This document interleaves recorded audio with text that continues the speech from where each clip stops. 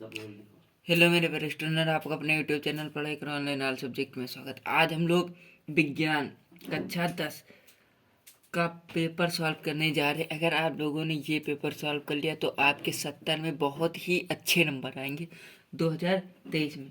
तो हम लोग वीडियो शुरू करते हैं। तो पहला आपका पढ़ने, ये आपका पेपर जो हम बताना चाहेंगे, ये आपका पेपर 3 खंडों में विभाजित होता है। पहला खंड भौतिक विज्ञान, दूसरा खंड रसायन विज्ञान, तीसरा खंड जीव विज्ञान, जिसे इंग्लिश में कहते हैं फिजिक्स, केमिस्ट्री, बायोलॉजी।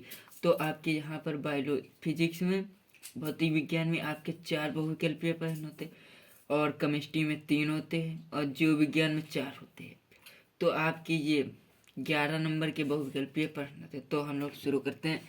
अंतरिक्ष यात्रियों को आकाश दिखाई देता है। अंतरिक्ष यात्रियों को आकाश काला दिखाई देता है। तो आपका ये सही हो जाएगा। एक उत्तल दर्पण की फोकस दूरी होगी जिसकी वक्रता त्रिज्या 32 सेंटीमीटर। तो ये आपकी 16 हो जाएगी, क्योंकि R इक्वल टू V/2 होता है। तो यही आपका formula V equal to R/2 लगता है। ये फार्मूले से आपका हो जाएगा। ओम के नियम के अनुसार धारा व विभवांतर में ग्राफ बनेगा।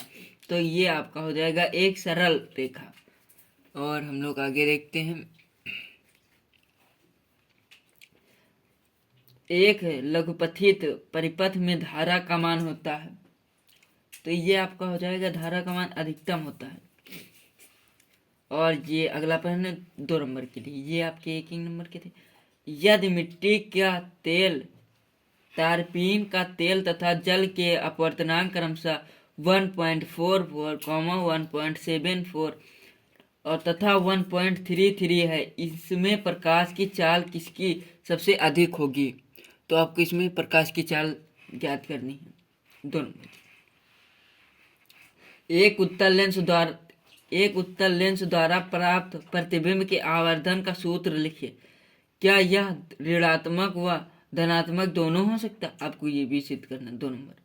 1 किलोवाट घंटा में कितने जूल होते हैं? गणना कीजिए। 2 नंबर। बहुत सहज क्वेश्चन है, वेरी मोस्ट इम्पॉर्टेंट भी है, बहुत ही सहज क्वेश्चन। एक लेंस की फोकस दूरी की गणना कीजिए यदि उसकी क्षमता -2 डायोप्टर है। यदि +1 डायोप्टर क्षमता वाला लेंस इसके साथ जोड़ दिया जाए तो संयुक्त लेंस की फोकस दूरी क्या होगी? अब ये 4 नंबर का। अथवा में अगला 15 सेंटीमीटर फोकस दूरी के किसी उत्तल दर्पण से कोई वस्तु 10 सेंटीमीटर दूरी पर रखी है। प्रतिबिंब की स्थिति तथा प्राकृतिक ज्ञात कीजिए। 4 नंबर का। अथवा में ये कीजिए या ये कीजिए। और ख नंबर 2 ओम और 3 ओम तथा 6 ओम के प्रतिरोधों को किस प्रकार समायोजित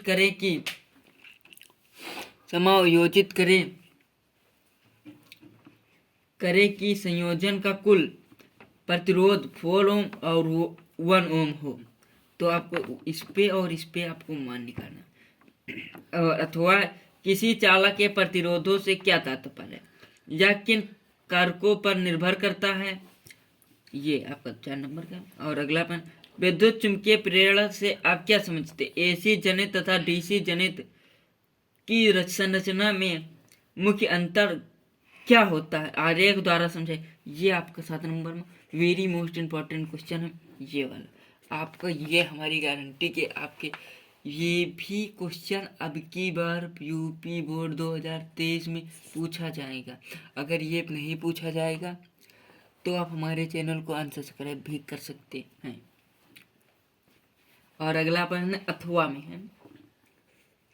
दिए गए परिपथ में गणना कीजिए। ए तथा बी बिंदु के बीच तुल्य प्रतिरोध। ये आपका परिपथ दिया है, इसमें आपकी तुल्य प्रतिरोध, यहाँ से धारा जाना प्रारंभ करेगी और ये होते हुए और यहीं पर धारा आई अगर यहाँ से गई तो आई ही आएगी, और यहाँ 2 भागों में धारा बढ़ जाएगी। उसके बाद यहाँ पर फिर 1 भाग में। ये आपका बहुत ही सहज क्वेश्चन है। तो और इसमें धारा का मान ज्ञात कीजिए। ए तथा सी बिंदुओं के बीच विभवांतर। और ये आपका फिजिक्स का पेपर सॉल्व हो गया। अब हम लोग आते हैं रसायन विज्ञान। और अगर आपको कहीं भी ये इतना भौतिक विज्ञान का पेपर सॉल्व करने में कहीं भी प्रॉब्लम आई हो तो हमें कमेंट कीजिए बेझिझक। तो और ये आपकी भौतिक विज्ञान 25 नंबर की आती है बोर्ड पेपर में, और केमिस्ट्री 20 नंबर की, विज्ञान 25 नंबर की, तो आपका 70 नंबर का पेपर बन जाता है। और अब हम लोग रसायन विज्ञान में शुरू करते हैं। निम्न में से कौन सा तत्व धात्विक है? तो आपको इसमें हीलियम हो जाएगा, पहले से ही टिक लगे है तो कोई बात नहीं। कौन सा कार्बनिक यौगिक असंतृप्त यौगिक है? एलिलीन, एलिलीन। और हम लोग आगे देखते, धोने के सोडे का रासायनिक सूत्र है। तो ये आपके धोने के सोडे का रासायनिक सूत्र ये है। निम्नलिखित यौगिकों का संरचना सूत्र लिखिए। तो आपको इसमें संरचना सूत्र लिखना 2 नंबर का। ये बहुत ही सहज है, ये सब लोग कर सकते हैं। निम्नलिखित अभिक्रियाओं का संतुलन रासायनिक समीकरण दीजिए। आपको इसमें अपक्रिया लिख के उसको संतुलित करना, ये 2 नंबर। ये अब की बार का ये पेपर बहुत ही सहज है और आपका पेपर भी बहुत ही सहज आएगा केमिस्ट्री का 2023 में। और अगला प्रत्येक यौगिक के 2 उपयोग लिखिए। आपको caustic soda, plaster of Paris के 2 उपयोग लिखने हैं। और तत्व ए का इलेक्ट्रॉनिक विन्यास 287 हो तो तत्व का परमाणु क्रमांक तथा आवर्त श्रेणी में वर्ग संख्या बताइए। और अगला ये वेरी मोस्ट इंपॉर्टेंट है। क्या होता है जब केवल समीकरण लिखिए? आपका 2 नंबर का ये जिप्सम को 373 केल्विन पर गर्म किया जाता है। जिप्सम को 373 केल्विन पर गर्म किया जाता है। और अगला प्रश्न देखते हैं। बुझे हुए चूने में क्लोरीन गैस प्रवाहित की जाती है। बुझे हुए चूने में क्लोरीन गैस प्रवाहित की जाती है। और अगला प्रश्न, क्या होता है जब केवल रासायनिक समीकरण? ये आपको 1 नंबर के लिए आपके ये 7 नंबर के प्रश्न है। आप देखते हैं। एथिल अल्कोहल को सांद्र सल्फ्यूरिक अम्ल के साथ गर्म किया जाता है। एथिल अल्कोहल सोडियम के साथ अपक्रिया करता है। एस्टिक अम्ल में सोडियम हाइड्रोक्साइड मिलाया जाता है। सोडियम कार्बोनेट एस्टिक अम्ल के साथ अपक्रिया करता है। एथिल अल्कोहल एस्टिक अम्ल के साथ क्रिया करता है। एथेनॉल को क्षारीय पोटेशियम परमैंगनेट की उपस्थिति में गर्म किया जाता है।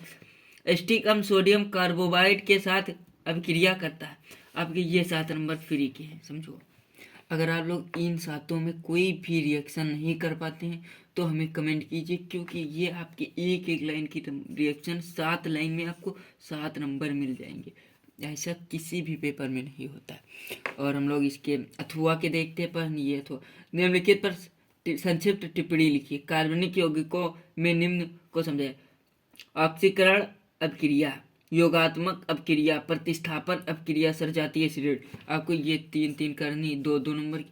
तो हमको ये लगता है कि आप लोग ये करना ज़्यादा पसंद करेंगे, क्योंकि ये आपके 7 नंबर फ्री के हैं। तो हम लोग देखते हैं आगे। और अब हम लोग जीव विज्ञान का देखते हैं। बायोलॉजी जो 25 नंबर की आती है आपकी। आप तक हम लोगों ने कितने नंबर का सॉल्व किया? 45 नंबर का पेपर हम लोगों ने सॉल्व कर दिया है। और हम लोग आगे देखते हैं।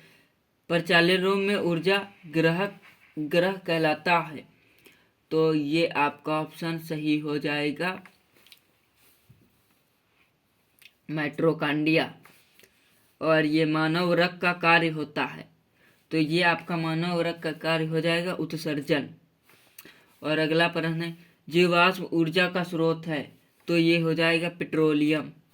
और ये केवल प्रोटीन के बने होते हैं। तो ये आपका हो जाएगा प्रायोनस। और ये पुष्प में, और ये आप 2 नंबर के प्रश्न आते हैं तो हम लोग ये भी देखते हैं। ये अगला प्रश्न है, पुष्प में पाए जाने वाले लिंग गुणसूत्र का विस्तरण